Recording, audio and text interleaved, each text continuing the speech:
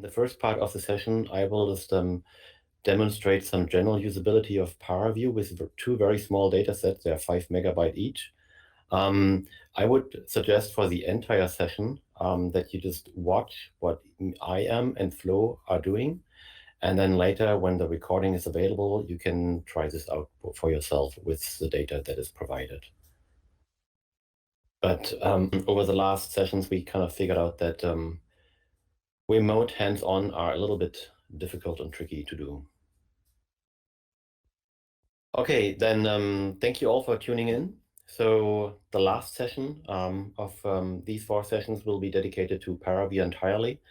And we will just demonstrate to you what you can do with ParaView using a couple of different data sets. You can download the data using the links provided. In the first session, I will demo some general usability of ParaView. The data for these two for this session is in the Nextcloud folder, and later, after about an hour or so, Florian will kick in and continue.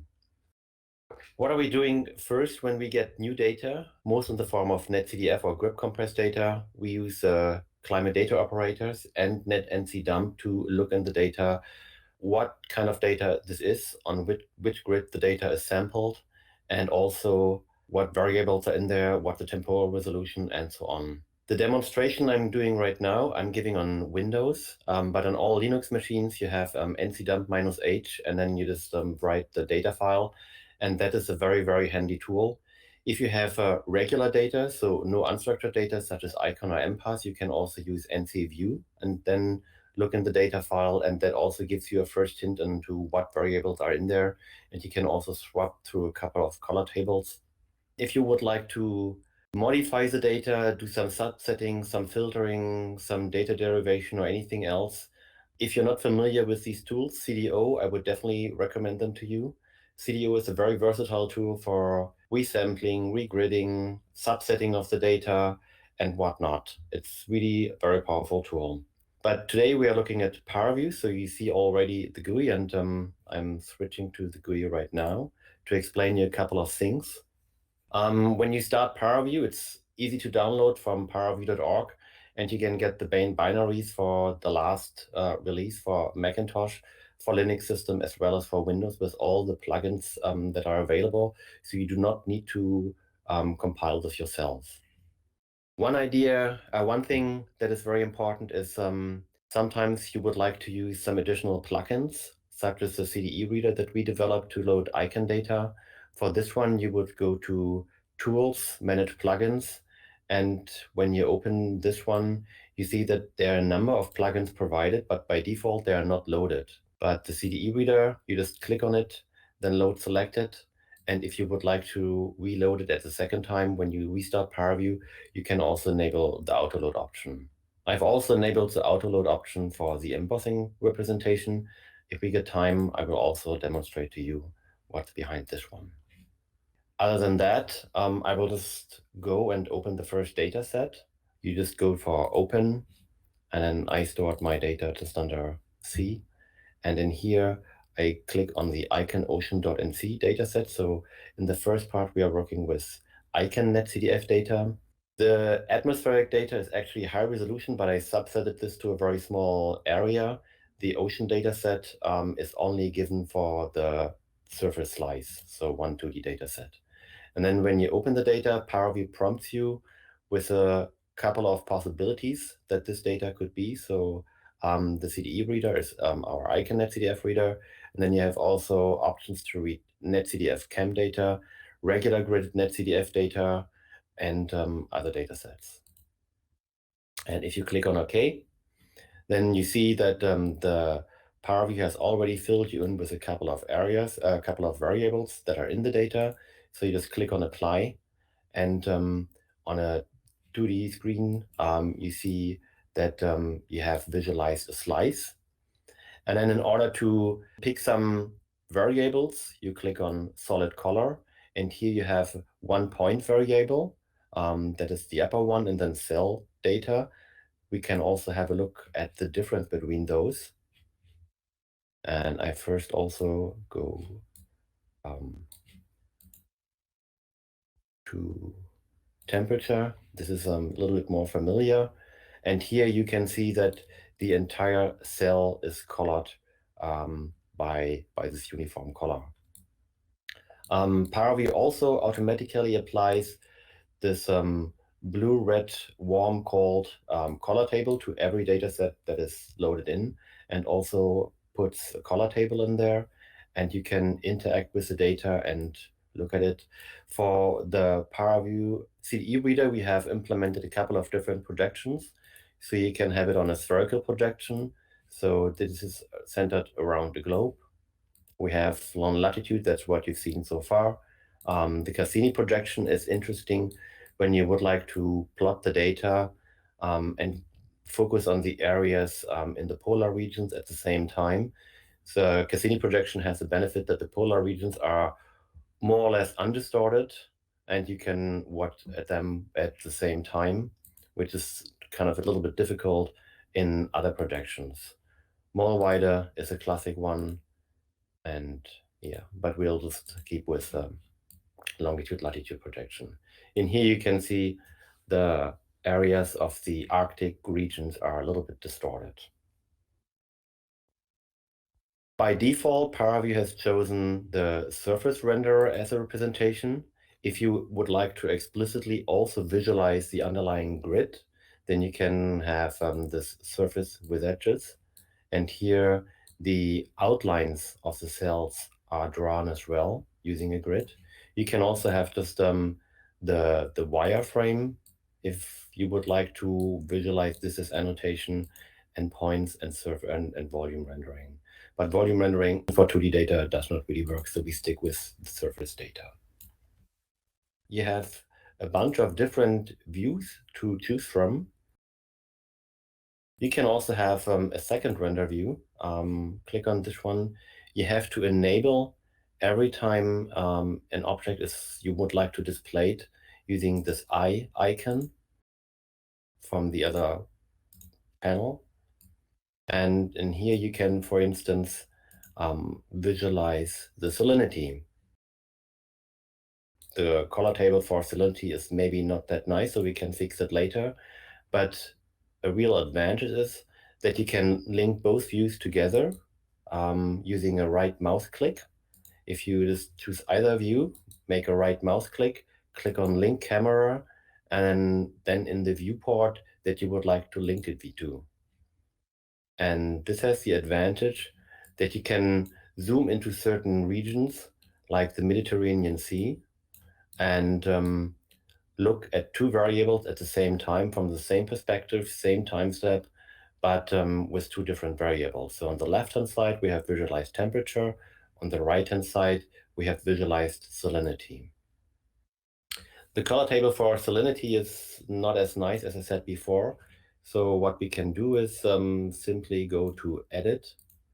And then here you can manually adjust it, but you can also choose from a number of really good and well-designed color tables that are designed by professionals.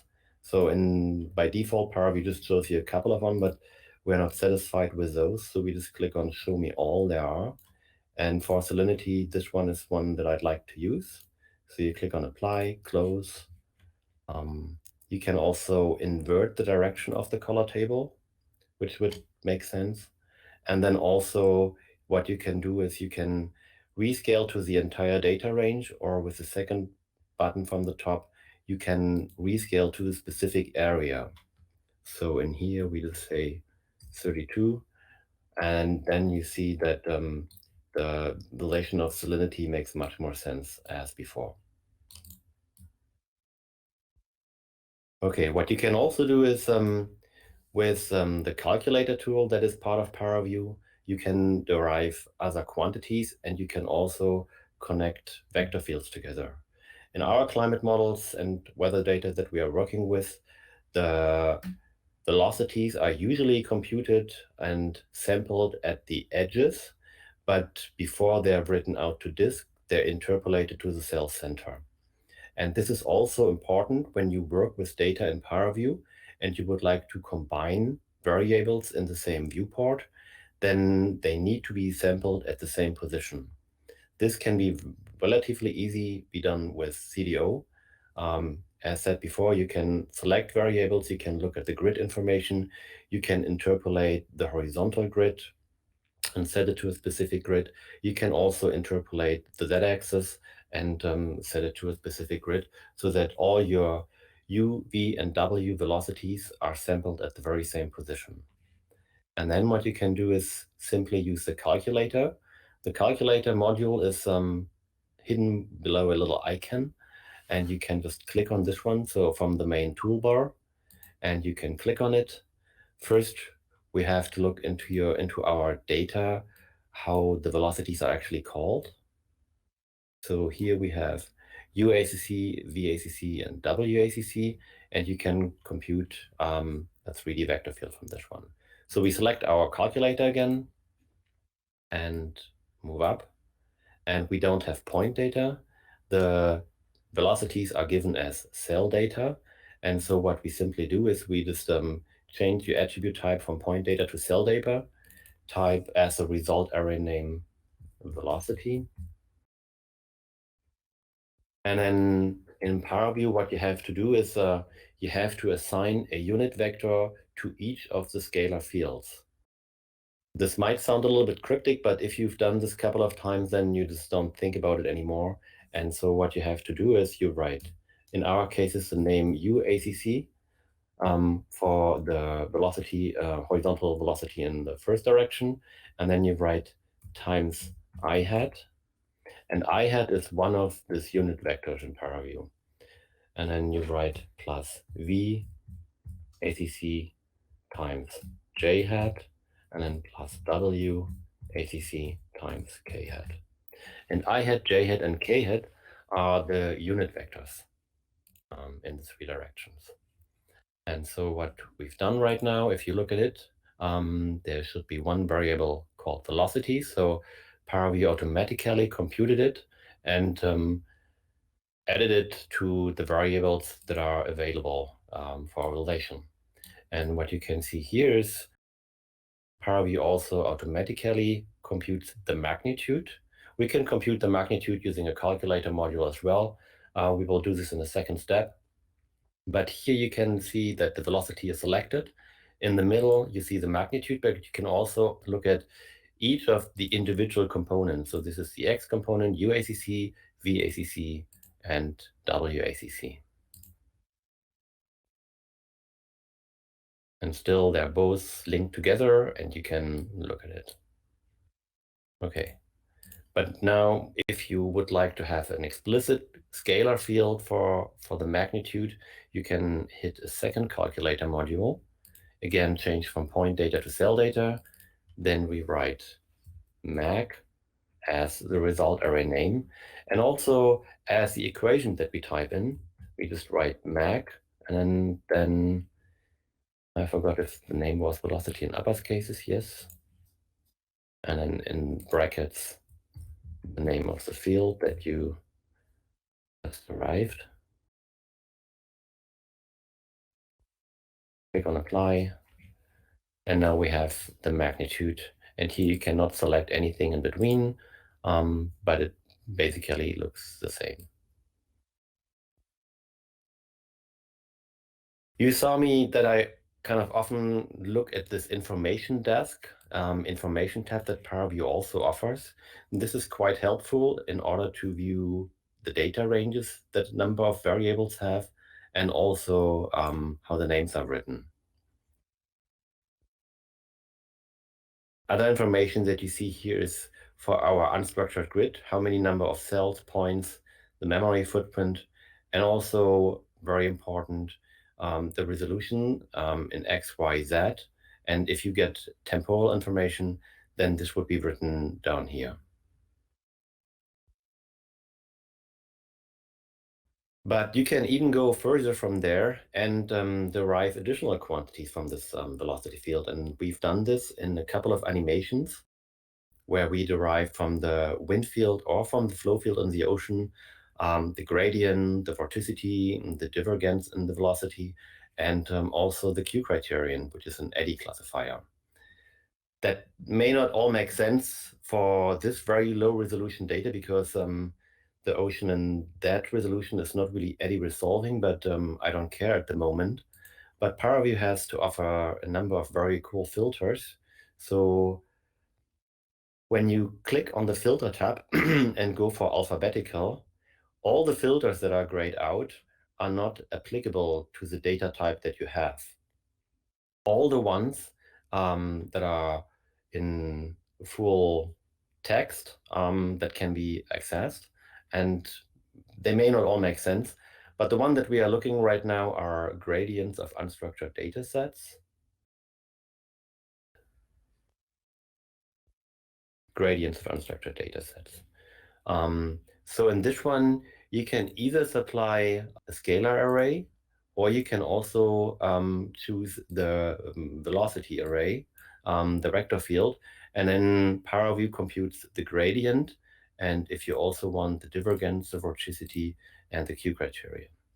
So we do this, and for this small data set, that goes relatively fast, and then we can have a look at what ParaView actually did. So from the velocity field, it computed the gradient. This one can be used in a number of different processings, also for shading the data set. The divergence, again, most of this does not really make sense for this kind of data set, but the divergence field kind of shows you what flows in and what flows out. The vorticity, so the rotation, and then the Q criterion. I think this will be also mumble jumble for this data. If you apply this to higher resolution data that really are eddy resolving, then you can really use this filter for some really expressive visualizations. So I'm going to delete this for now. But what you can also do is you can apply some glyphs to the data. So this would be the one from here, another icon from the main toolbar. So we've seen the calculator so far, and now we go a little bit over to the right, click on glyph, and here we choose on cone. Make the scaling quite a little bit smaller. We use the scale array, the magnitude, so that the stronger the velocity, the bigger the magnitude, the size of these arrows is. That was a little bit too small. And so if I switch off one of the planes, then you can see that these arrows are nicely indicating not only the direction of the flow, but also the magnitude, how strong the flow is. And what you can do now is choose as the underlying information, so not also the velocity, but maybe the salinity. This one. And now you've created a really meaningful visualization using displaying two different variables without cluttering the display. And they are both kind of, exhibiting different information. And this can also be applied to atmospheric data. You can also have atmospheric and ocean data in there together, and can be applied to many things. Florian has mentioned the last time already a number of things. Very important, of course, it is to save your work in a state file. So what you do is you can just file, save state, and then simply write a name, a meaningful, not temp probably, but something else. Okay. Maybe I should write somewhere else.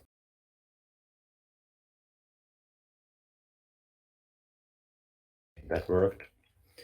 And then from these state files, you can always pick up your work a second time.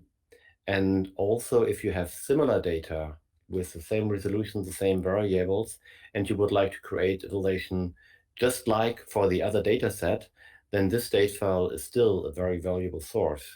So let me just reset my view. In order to do this, you go to Edit and then Reset Session. And then ParaView asks you if it's okay, and I say yes. And this simply resets the session to the initialization. So if I just would have started ParaView, And if I now load the state file back in, what you would have seen is a dialog popping up that is asking you if you would like to use the same data as it is written in the data set, or the data from a different file or folder. And then you can just change the names of the data set in there, and you can continue working, creating visualizations using similar data instead of the first one. But now I would like to work with you on another icon data set, icon 3D data from a very high resolution simulation, but I subsetted this one to a very small region.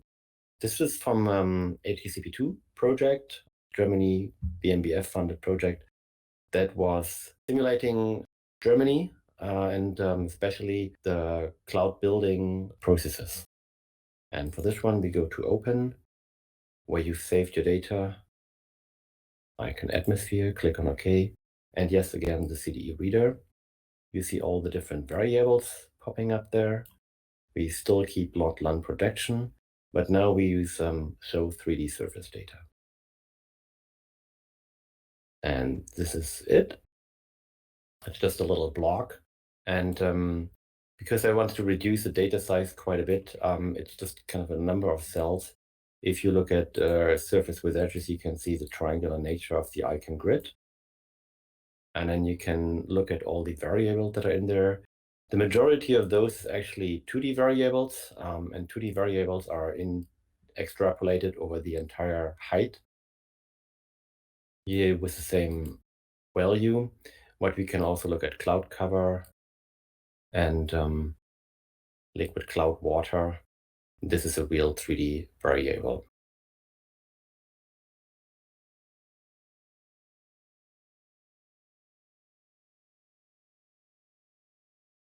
You can also look at the data ranges using the information inspector that is available. And you see that it's a small data set. And what I would like to do now is what I'm doing in some observations is just to visualize the clouds. And the clouds are here stored as liquid cloud water and cloud ice. And what I usually do is I kind of, to have a visual impression of a cloud, I would like to volume render these ones. And I'm just computing both together and kind of unifying using the calculator module, the liquid cloud water and the cloud ice using a factor. So with this data set selected, I click on the calculator again.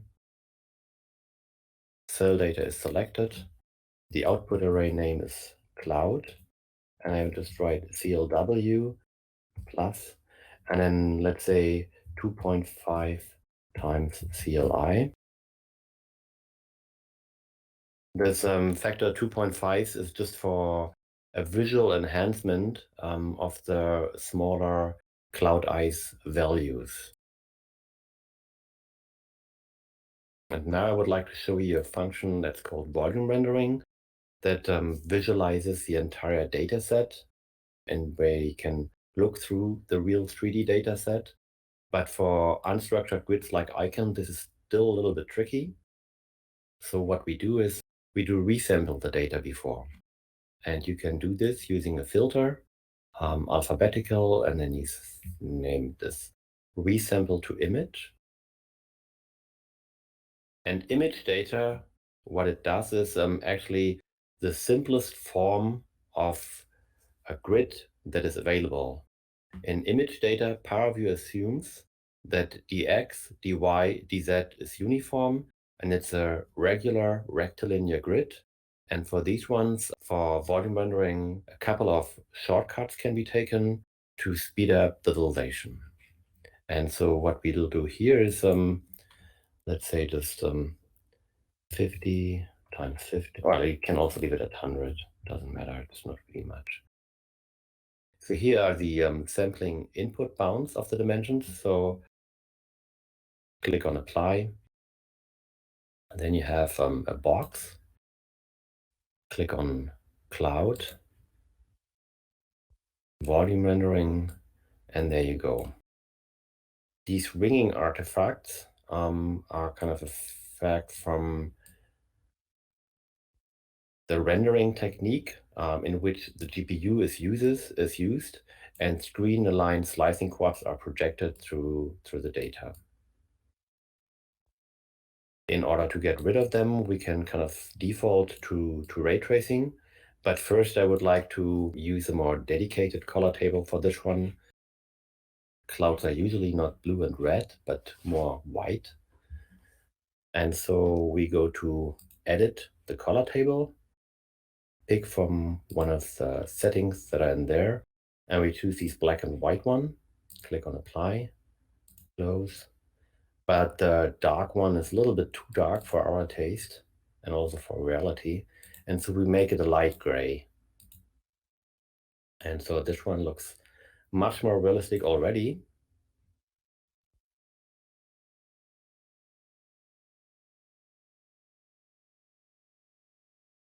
And since a couple of versions in ParaView, there are 2 ray tracing backends included, and you can choose either of them for free. But for the one provided from NVIDIA Optics, you would need a dedicated GPU for this to handle this. You can also use a GPU that does not have these ray tracing cores, but then the rendering will not be very fast. So if you switch on the ray tracing, what you see that these ringing artifacts are gone, but you see other artifacts. But you can easily get rid of them using the internal denoiser. But here the samples per pixel needs to be at least 5 in order for the artificial intelligence that is included in this denoise algorithm to work actually.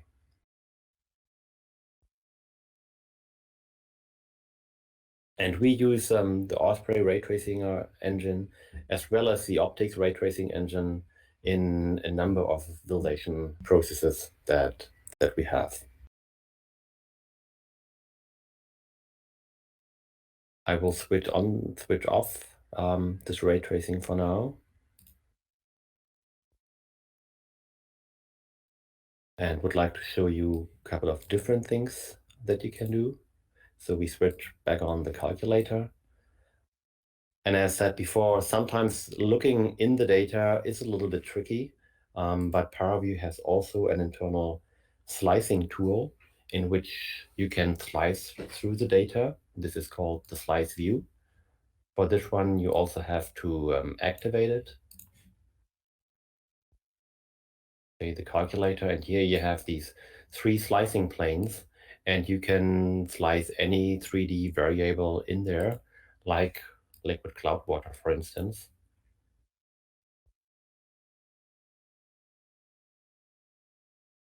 And you can just use these little arrows that are on the side.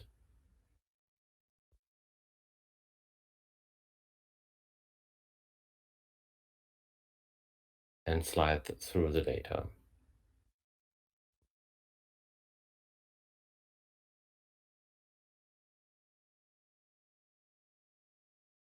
Worthwhile is also a view at some of the other possibilities that are there.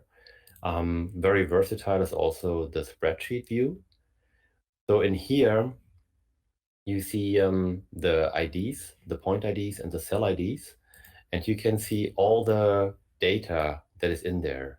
And this is a very great tool for looking for outliers in the data and then grouping this one.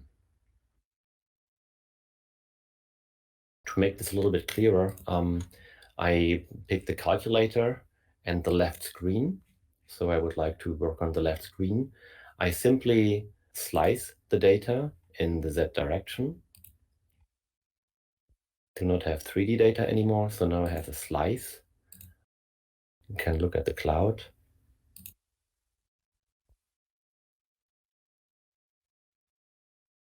Do not want to see the plane anymore. Or let's say liquid cloud water.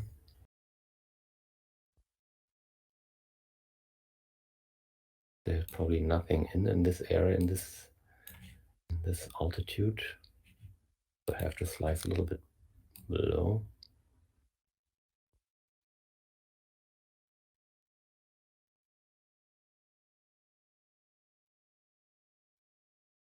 There you go. And so on this spreadsheet view, we just also can see which of the objects we would like to work with, and we choose the slice because this is the one that we would like to work with. And then we look for CLW. You see that there are a couple of zeros, and we would like to sort the data by the maximum.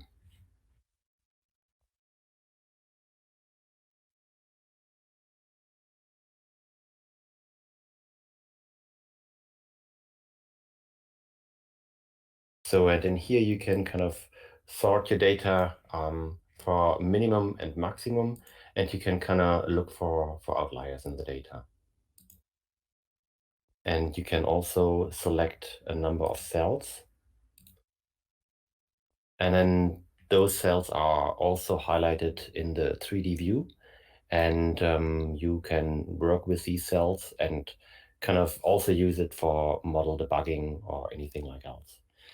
If you would like to go on further in this one, you can also extract these selections that you have and visualize these extractions in a different way.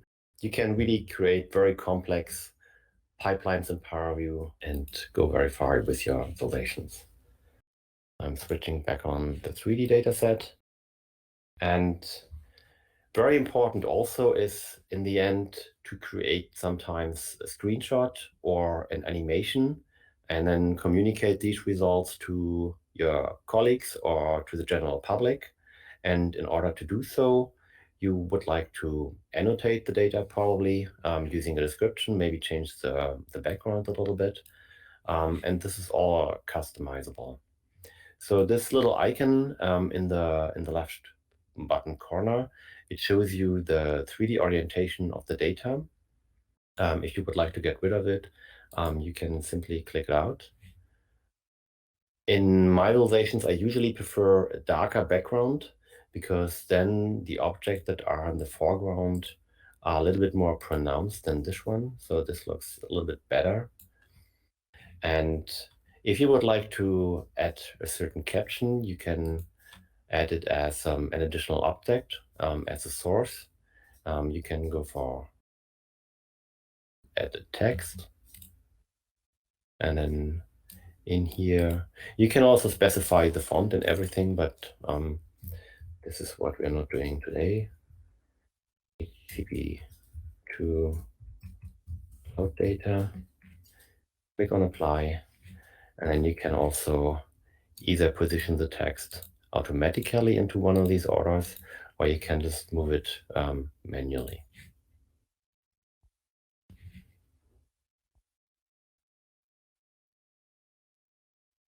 Then also, of course, very important is the very descriptive color annotation bar. So these numbers are maybe not as useful. In order to change them, you can, where you edit the color table, either in here or there, you have a number of possibilities to click on this. So it's this color bar with this edit button on it. And here you can kind of change it to cloud, CLV plus CLI. Click on apply, and you can also manually modify the labeling, make it a little bit more or less descriptive. But for these cases, I leave it right now as it is. Click this off. This one on again.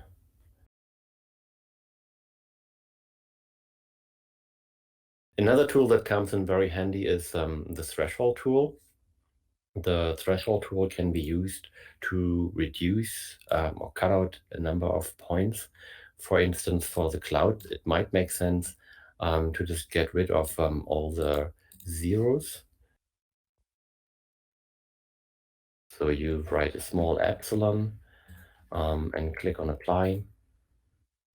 And then you see from the entire data set that you had, So let me switch this back on using an outline for annotation. So the cloud information in this data set is only in this area. All the other values are basically, at least for this variable, more or less 0. So this is for the threshold. You can also use an isosurface for this one. An isosurface or a contour line, as it is a contour line in 3D, you need point data, so it does not work with cell data. But here you can use a filter and convert the cell data to point data, and you can also, for other reasons, convert from point data to cell data. So we are just applying a filter for this one, going to alphabetical, and here we apply cell data to point data filter. Click on apply. And if you look at the data right now, maybe not using this variable, but any other, you can see that the data is now point-centered and not cell-centered anymore. Point-centered is usually a little bit more interpolated. And what you can do now is you can apply contour. So the variable that you would like to contour is clouds. And so we just have a very small value that we hit in here. 5. Click on apply, and there you go. What you can also do is you can combine a number of different contours. Say you would like to have 10 or so. So we just go get rid of those. And here is a range of values that you can apply. You can set it either from 0, from linear or logarithmic expression. And then the application is basically the same. And if you have these compute scalars enabled and we choose a different color table, then you can also see that these are from different areas. So now I'm using this cool to warm again. And so you really see that these are maybe not the best data set for this one, but it's small. That these are these different color tables and different ISO values that I extracted for this cloud data set.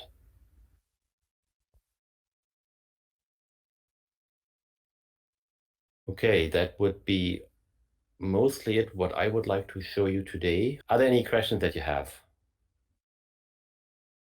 Okay, what you would like to do is you would like to export not only one viewport, but the entire session. I think in ParaView, that's what I have done.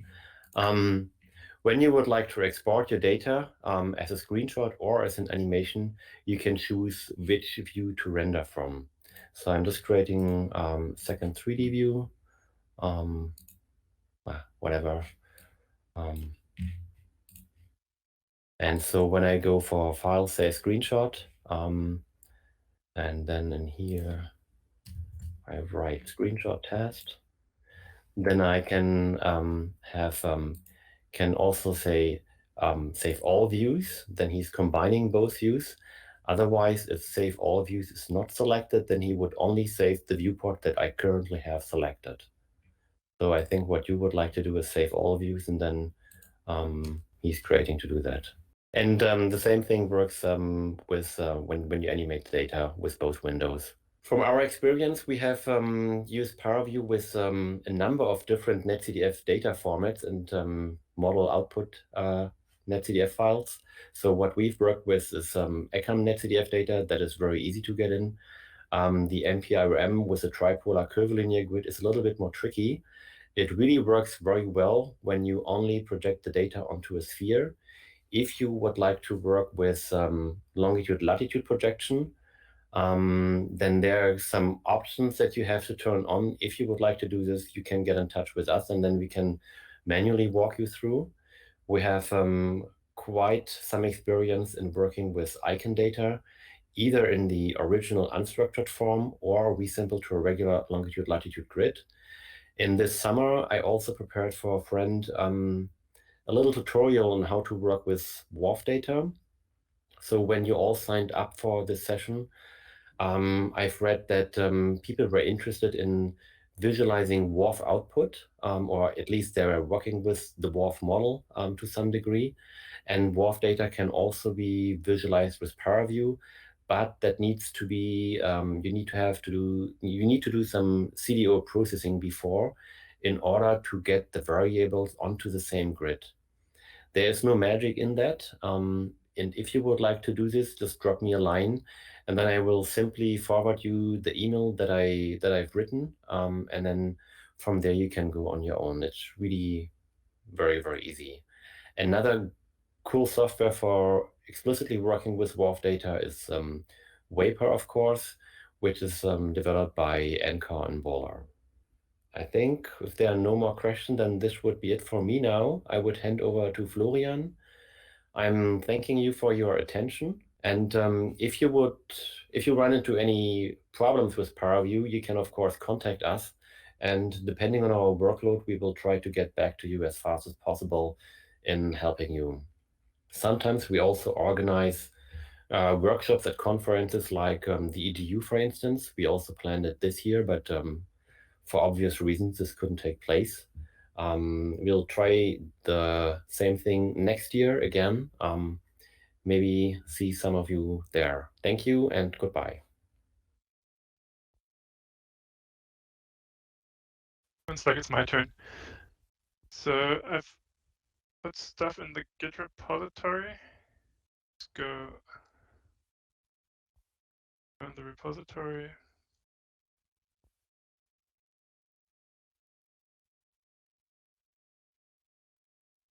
We'll make it, we'll download the data. And also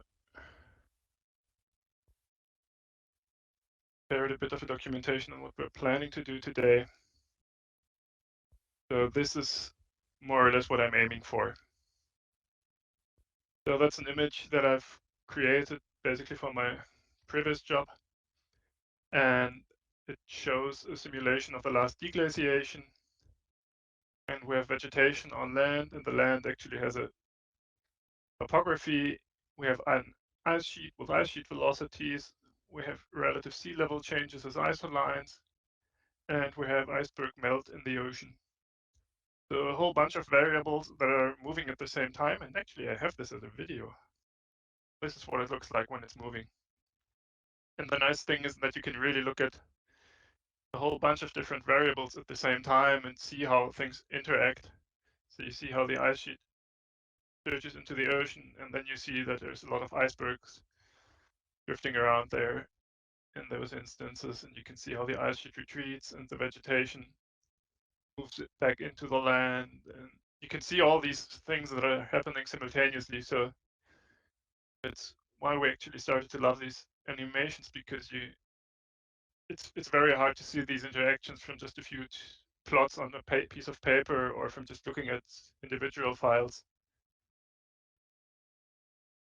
I figured I might as well just show what I've done there and walk you through.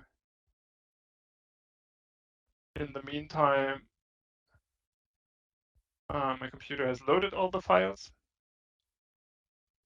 So I can just start. The link to the web page is in the chat. So if you want to follow there, you can see most things there as well. And actually, if you do make help, but yeah, it doesn't. Well, it gets you to the 2D example, better than nothing.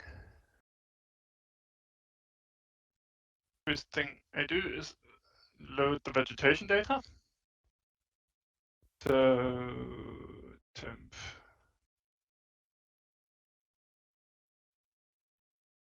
ParaView always groups things that end on the numbers, so the sessions will get grouped. And the vegetation data is veg ratio max nearest neighbor 777. So we'll just take that, use the netcdf reader, so not the CDI reader that Niklas uses for the icon data, but we use the different reader that's basically the generic kind of standard grid netcdf reader. So we load the data. It's in spherical coordinates. That's correct. We want to see it on a sphere. We immediately say we want to replace the fill value with NaN. So it doesn't try to get the weirdo numbers from the ocean. And then we say apply, and we see a sphere. It's a good start. Now we can go here, and we have two variables in this file. One is top G, that's a topography, and then there's vec ratio max, which is the vegetation, and I'm just going to use that. And now I have the vegetation. And I'll just try to follow my tutorial. Now I load a linear green color map. So I click on choose preset, linear green. And I invert it, so that's this white button. And now things with a lot of vegetation are dark green, and things with a little vegetation are light green. I actually, for the example, I messed quite a bit with the color map. It's documented on the webpage, but I'm not going to go through it step by step now because it's a bit tedious. And I've actually also uploaded the manipulated color map. So we'll just skip that part. But now I want to have the whole landscape visible. So the extrusion only works on point data, so I have to apply a filter. That's filters, search. The filter is called cell data to point data. Enter. And actually, I don't need it to transform everything. I just need the topography. But I want the cell data passed as well. So now looking at, looks the same, but I have the topography as point data available here. Point in front of it, so it's point data. And on that, I can apply a calculator.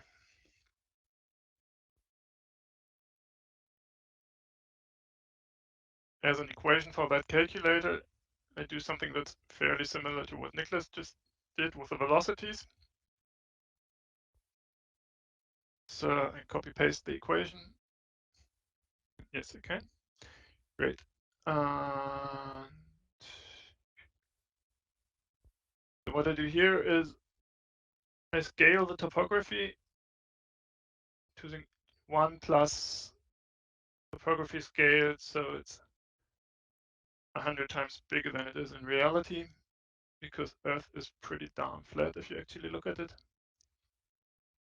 And then I have coordinates x times I hat plus y times j hat plus z times k hat. That's just basically a vector.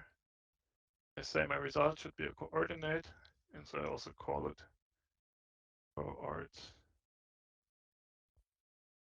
And when I click apply now, I actually get this look. So for being able to do this, I had to take the vegetation data, remap it to the grid of a high-res topography. So I got a high-res topography. In this case, it's, well, we use RTopo as a topography. It's a relative of eTopo that Avi improved with a bunch of others. And then we ran it through a solid Earth model and a lot of other stuff. So you need both variables on the same grid. That's what I did here. So now you can see the land. You can really see where you are. And if you look at Greenland, you will see that it's bedrock topography, so it's not the Greenland ice sheet, because we're going to add ice sheets in a bit. Step is getting the ocean data in. So for that, I have prepared iceberg data.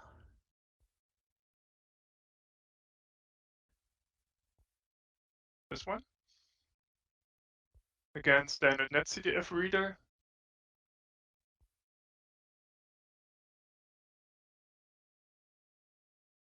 choose replace fill with NaN again.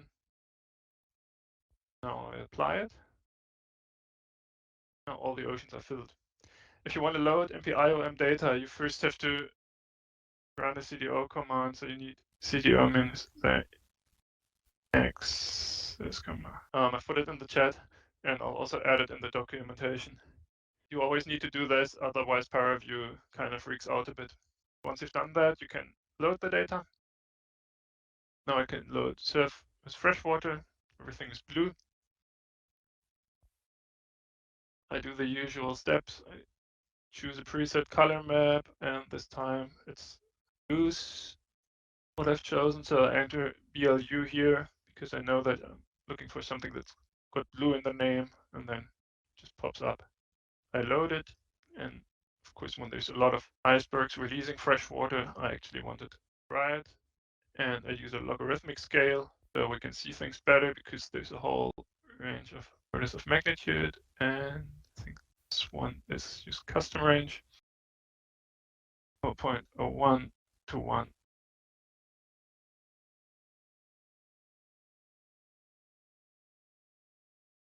This thing comes in the wrong units, so I first have to apply a calculator. And let's just give it the same name again.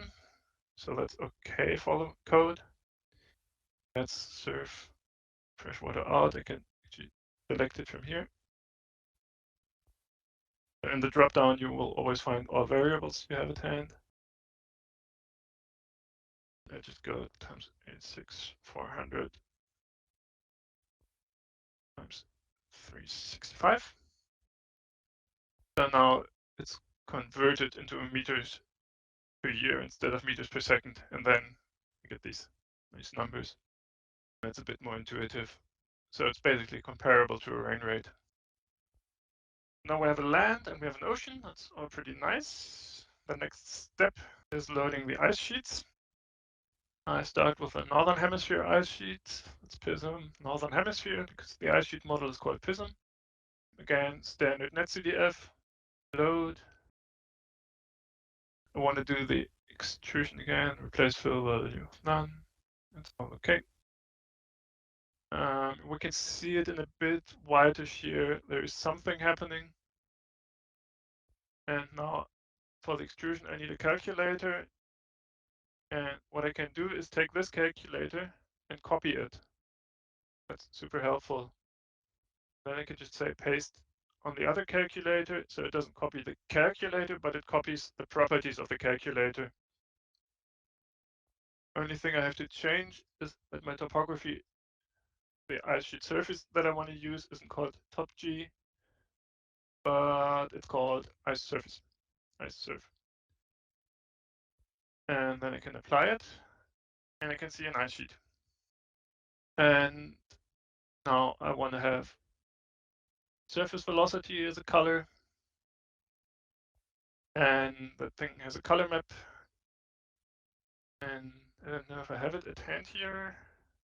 Yes, I have it at hand. So that's a color map that I created based on a paper by Eric Regnault. And so I called it Regnault-ish. And I say use preset range because at some point when I created that color map, I figured out what a good range would be. Say apply, close. And I say use log scale, and it all looks totally garbage. And I say this again because I clicked log scale too early. And now my ice sheets look reasonable. So now I have the ice sheet, I have the land, I have the ocean. What I'm still missing is the ISO lines from the solid earth adjustments. I do that with the contour filter that Nicholas just used in 3D, but I will use it on 2D data. So my delta top G, which is this change, is already point data, so I can contour it straight away. So I use the calculator, I apply a contour filter, I get rid of this level that's already there. Let's say I want to have a range. Now this thing is really handy because it can say from minus 1000 to plus 1000. Both numbers don't really happen, but I'll just do it. And now I have to guess how many steps that is for 100-meter levels. And if I say 20, then it tells me 1,000 minus 894. So I need more than that, 21. And I can immediately see, okay, now I've nailed it. Generate, get all these levels in here.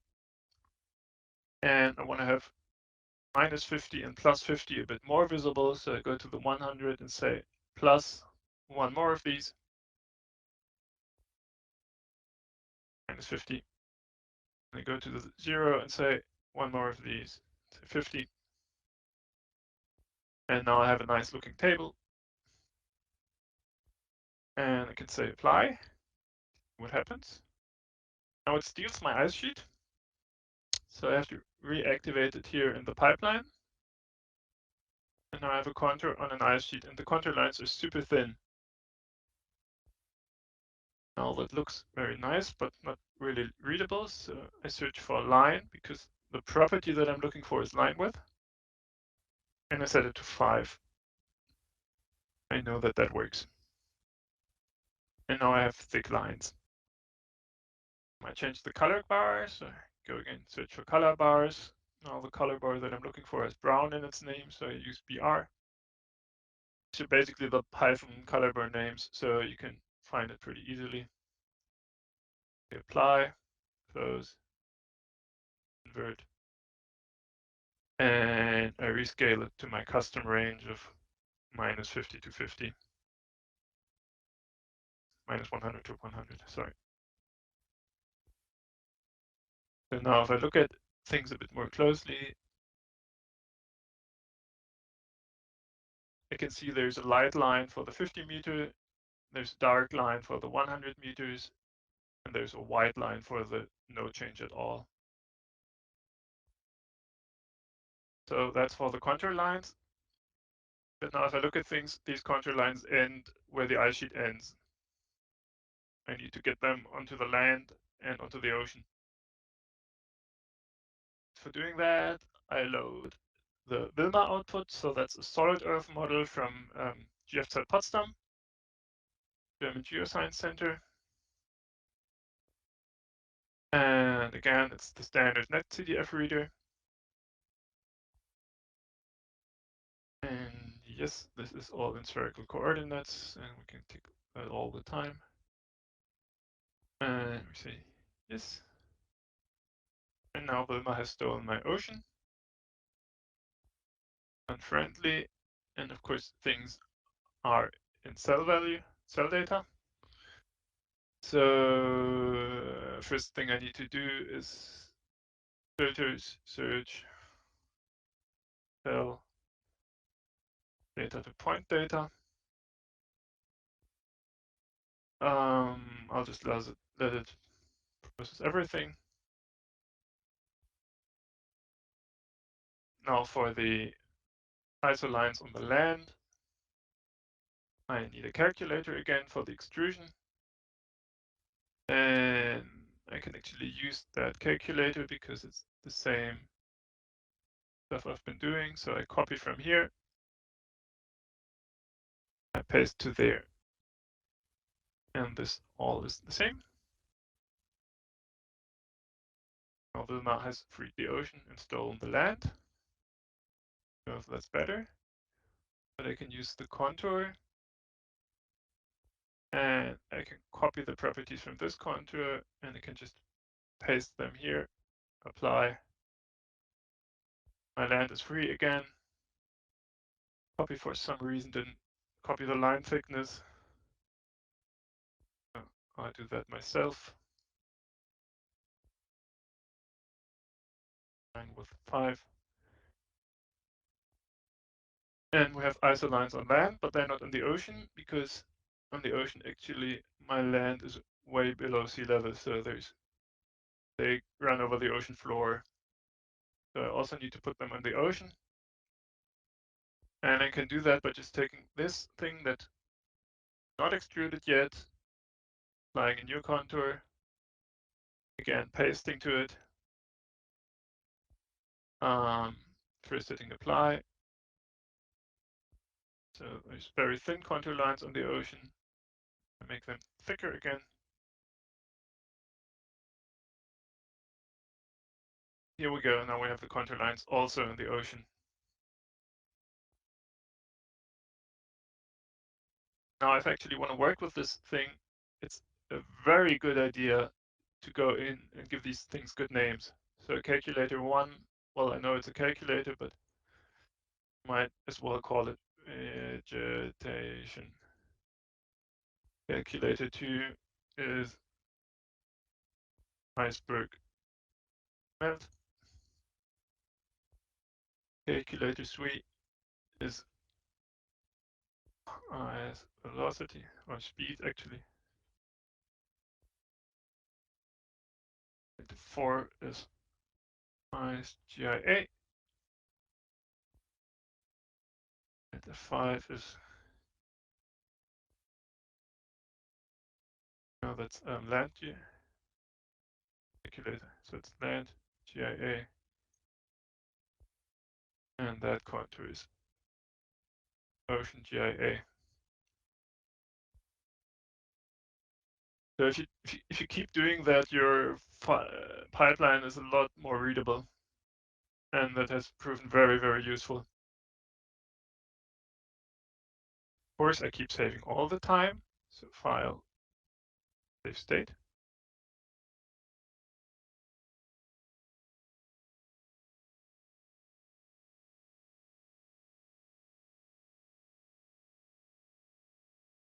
One thing that I didn't put in the documentation yet, I also want to show the year of this thing. So I take the ice sheet, for example, versus filters, search, and a search for time, because I know that's something with time.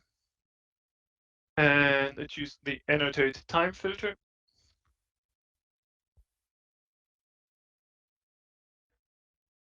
And now I have a shift and a scale here.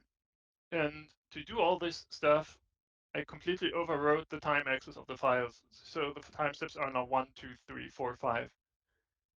And now I know that my simulation, I think it started at minus 18,100. I would put that here, and I save the files every 10 years. So say 10. And I click apply, and then it says time minus 18,100 point for a couple zeros. It's not %f, but it's %.0f. And it's minus 18,100.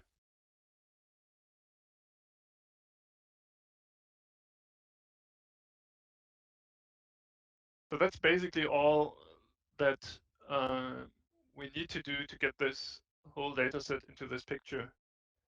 Now there's a lot of fine tuning we can do. So if we look at, for example, Newfoundland, we figure that the land model considers it ocean and the ocean model considers it land, and that's why nobody's giving any color to it. And if I look at the vegetation again,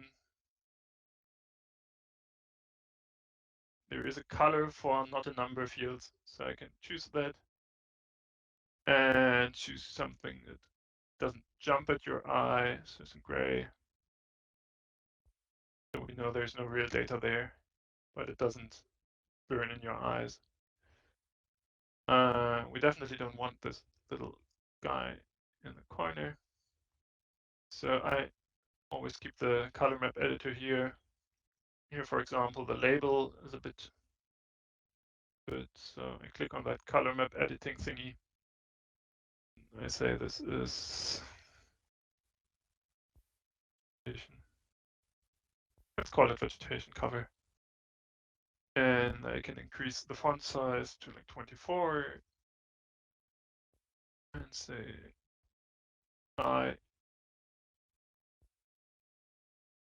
now this is again this label stuff, and I can click on the gears for toggling advanced properties. And then I see range labels, and for some reason it doesn't do the range labels with an automatic format. %.0f, apply, they are nicer. So I say OK here. And I can do the same for all the other color bars. As I said, there's a bit of pre-processing, and I just want to say a few things about that. Because, of course, each of these models has a different way of writing time. And that will freak out ParaView.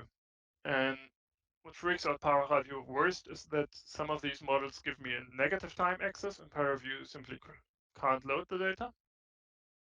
So I had to fix that and just say, okay, my time axis now starts at 0 for the first data set, and then it goes 1, 2, 3, 4, 5, 6, 7. And what I actually ended up doing was to create files with the same number of time steps for every one of these variables, and then just take one time axis from one code and use NCKS to just copy it over to all of the other files. So I just force overrode the time axis. It's a completely garbage time axis, but as long as I know what it's supposed to mean, I can work with it. The same for these high-res topography things. So you can really see the grid of the vegetation model is a lot coarser. Just did nearest neighbor remapping to the grid of a high-res topography dataset. And then I can merge those two. And then I get this look.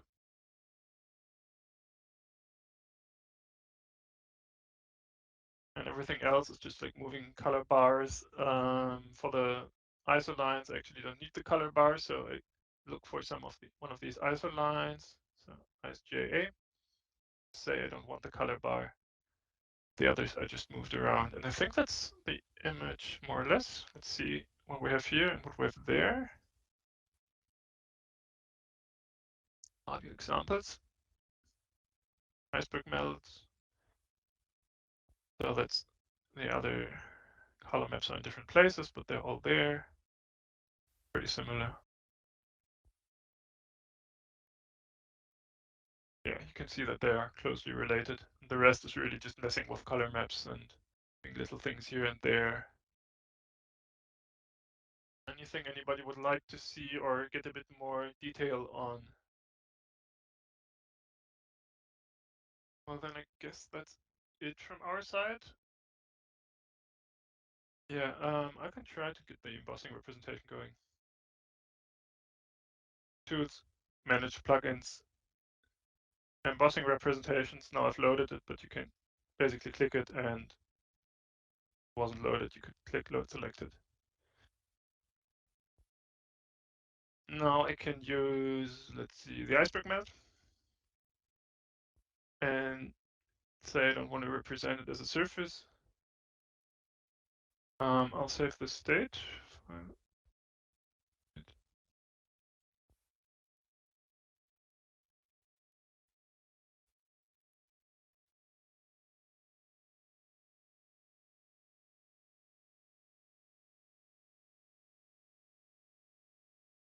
Exact path of that thingy.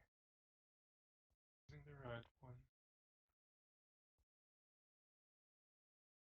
File load state.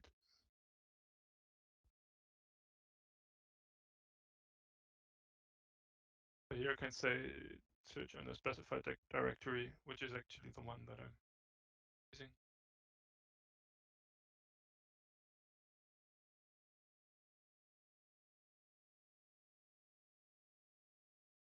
Here we go. So you need to restart ParaView after loading the plugin. Now I can say extrusion surface.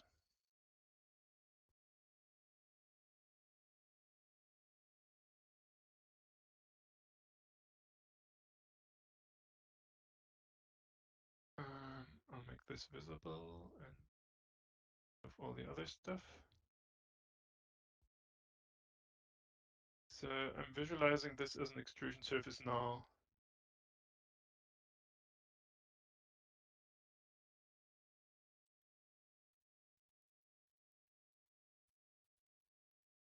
Extrusion surface, so I say scale by top G back to 100, 0, 100.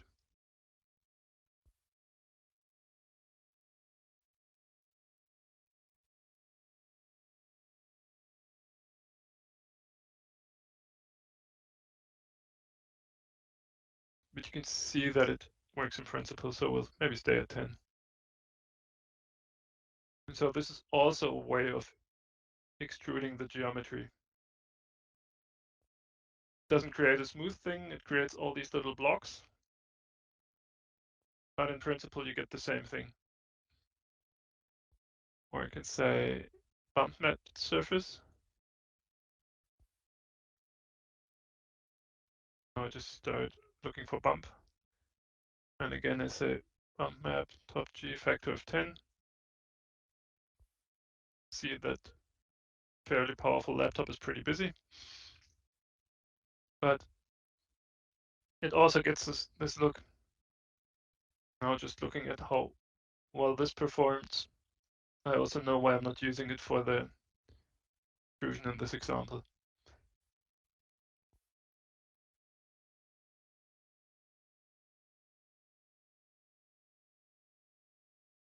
So it looks really nice for these things. He does a lot of the animations of sea ice, or Niklas also with this bump mapping, and you can see how the sea ice is like really there. And so for these things, they look nice. And for precipitation, he has used the extrusion surface for showing like how much rain is in which point on Earth. So they look nice. They seem to be a bit compute intensive though. And well, this is a very high res topography, I must admit. Any other questions, comments? Yeah, so thank you all for attending. And if you have any questions related to the whole things we've shown, just contact us, please.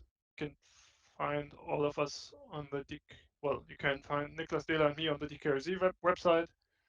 You can find Donatello also via the ESiWACE web page or at the CMCC page. And thanks to everybody for joining.